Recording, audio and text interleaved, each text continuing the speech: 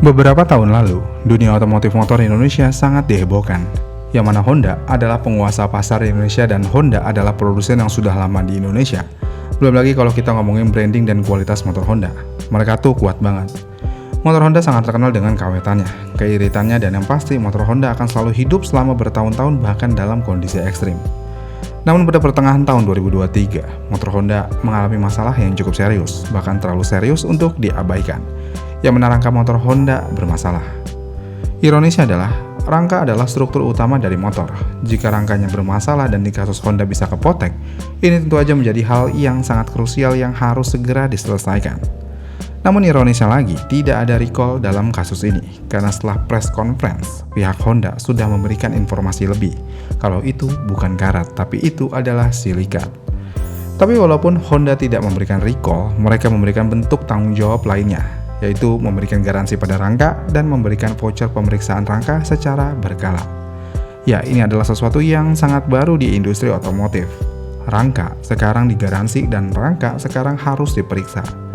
Mungkin di 5 tahun lalu, kita tidak akan kepikiran untuk melakukan hal ini, tapi saat ini harus dilakukan khususnya di motor-motor Honda. Menariknya adalah, walaupun kasus ini sempat masif beberapa waktu lalu, tapi sayangnya kasus ini nguap gitu aja. Dan karena kasus ini nguap gitu aja, akhirnya beberapa pihak banyak yang percaya kalau ini cuman hoax aja. Apalagi mereka ini tidak pernah melihat secara langsung motor Honda bisa kepotek 2 karena rangkanya karatan. Semakin makin, kalau hal tersebut akan dianggap hoax. Belum lagi yang terbaru kalau kalian melihat video ini. Ya, ada sempat terjadi kecelakaan antara Honda versus Honda. Yang satu produk Honda prospek motor, yang satu produk AHM.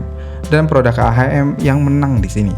Yang mana Scoopy yang menggunakan rangka ISAF tersebut tetap berdiri kokoh tanpa adanya lekukan di rangkanya. Sedangkan mobil Honda ringsek di bagian depannya. Kalau melihat video tersebut, sekte pemuja Honda pasti akan semakin bilang kalau rangka ISAF bermasalah adalah hoax. Namun apakah iya, rangka ISAF yang heboh selama ini cuman hoax belaka? Pertama-tama kita harus pahami dulu kekuatan rangka ISAF.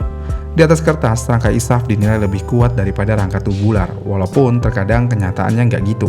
Namun di atas kertas ya begitu. Kenapa hal ini bisa terjadi? Karena bentuk dan strukturnya. Namun maksud kuat di sini adalah kuat dalam hal fleksibilitas dan kekakuan manuver. Dan hal ini bisa didapatkan rangka ISAF karena rangka ISAF dibuat dari lembaran plat baja yang dipres dan dilas laser. Sedangkan rangka tubular tentu aja dibuat dari pipa besi, bukan silinder yang tebal. Dengan material tersebut, rangka ISAF hanya memiliki bobot sekitar 11 kg aja, sedangkan rangka tubular ada di angka 15 kg. Masalahnya adalah, dengan sistem pembuatan yang dipres dan tidak dibuat dari pipa utuh, rangka ini akan memiliki rongga di dalamnya. Dan sayangnya rongga inilah yang menjadi pemicu masalah saat viral di tahun 2023 kemarin, yang mana air hujan atau air bekas cucian motor bisa masuk ke dalam rongga tersebut melalui celah-celah kecil. Dan jika air terjebak di dalam rongga dan lubang pembuangan di bagian bawah tersumbat, lapisan dalam rangka yang tidak tercat dengan sempurna akan mengalami korosi atau karat dari dalam hingga akhirnya keropos dan patah.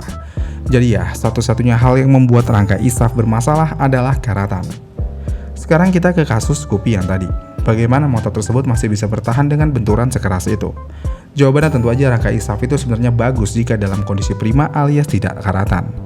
Jadi diketahui rangka ISAF yang berada dalam kondisi prima akan memiliki kekuatan tekuk dan kekakuan geometri yang cukup baik.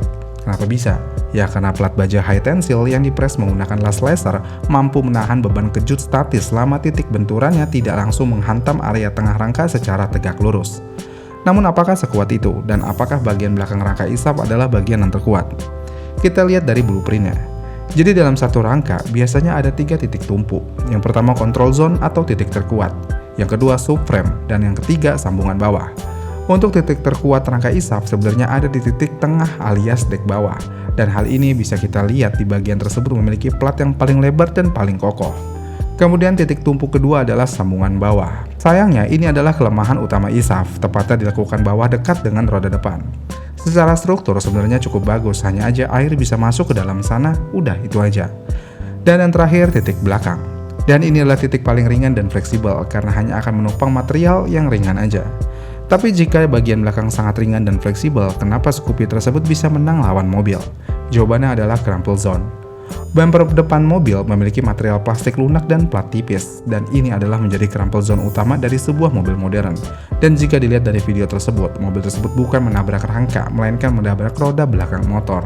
Dan roda belakang motor tentu aja ditopang oleh pelek, ban bertekanan udara, poros roda atau as roda, dan crankcase mesin yang bermaterial logam tebal dan solid. Jadi ketika ada mobil yang menabrak motor dari belakang, energi tabrakan akan langsung diserap habis oleh moncong mobil sebelum sempat menembus atau menekuk komponen rangka utama ISAF yang terletak di bagian tengah dan depan dek motor. Dengan kondisi tersebut, hampir bisa dipastikan rangka ISAF hampir tidak memiliki kontak benturan sama sekali di tabrakan tersebut. Dan dari video tersebut tidak bisa kita ambil kesimpulan kalau rangka ISAF itu benar-benar kuat secara mutlak, karena sekali lagi rangka ISAF tidak ikut terlihat secara langsung dari benturan tersebut. Dengan hal yang ada, apakah rangka ISAF rapuh itu adalah hoax? Jawabannya tergantung perspektif kalian. Jika perspektif kalian hanya melihat dari kasus karatan, tentu aja rangka ISAF rapuh itu adalah hal yang nyata. Namun jika kalian melihat secara material dan struktur, kalian bisa bilang kalau itu cuma hoax. Karena secara garis besar, rangka ISAF adalah rangka yang cukup kuat dan sangat layak digunakan untuk motor ber-cc di bawah 150. Karena selain memiliki bobot yang lebih ringan, konstruksi rangkanya juga dinilai efisien. Makanya gak heran kalau Honda cukup serius mengembangkan rangka ini, dan mereka rela merubah hampir semua jajaran motor entry levelnya menggunakan rangka ini, walaupun mereka harus repot. Dan ya memang rangka ini sangat cocok untuk motor entry level, karena dengan biaya produksi yang lebih murah dan cepat, produsen bisa menekan harga jual motor entry level mereka. Tapi ini jadi kurang relevan ketika Honda menggunakan rangka ini di Vario 160 atau Honda Stylo 160. Yang notabene motor tersebut menggendong mesin lebih dari 150cc dan motor tersebut bukan motor entry level. Ya agak lucu aja sih, motor mahal tapi menggunakan rangka entry level. Jadi secara keseluruhan, rangka ISAF bukanlah rangka yang buruk secara struktural dan material. Malah sebaliknya, rangka ini bisa dibilang rangka masa depan yang bisa membuat harga motor yang menggunakan rangka ini tetap stabil harganya. Tapi sayangnya Honda Indonesia kurang beres dalam hal melakukan finishing di rangkanya. Makanya, rangka ISAF mereka dinilai menjadi rangka yang paling buruk yang pernah ada. Memang gak salah sih banyak orang yang menilai begitu, karena mau bagaimanapun, rangka motor adalah struktural utama dari sebuah motor. Jika rangkanya yang bermasalah, otomatis motor tidak bisa digunakan lagi kecuali rangkanya dibenerin. Dan sayangnya lagi, jika rangka yang bermasalah, ini langsung menjadi objek utama yang sangat mudah untuk dilihat oleh kebanyakan orang. Jadi ya, ini hanya salah di finishing aja. Dan sejauh ini setelah di-upgrade ke versi yang lebih baik, kita hampir sulit menemukan rangka ISAF di generasi terbaru yang patah dan karatan. Apakah ISAF generasi terbaru benar-benar ada peningkatan atau belum waktunya aja untuk karatan? Ya, kita lihat aja nanti. Jadi kesimpulannya, rangka ISAF rapuh tidak 100% hoax, karena faktanya rangka tersebut memang rapuh jika karatan. Gimana nih menurut kalian? Komen di kolom komentar di bawah ya, dan sampai jumpa di video selanjutnya.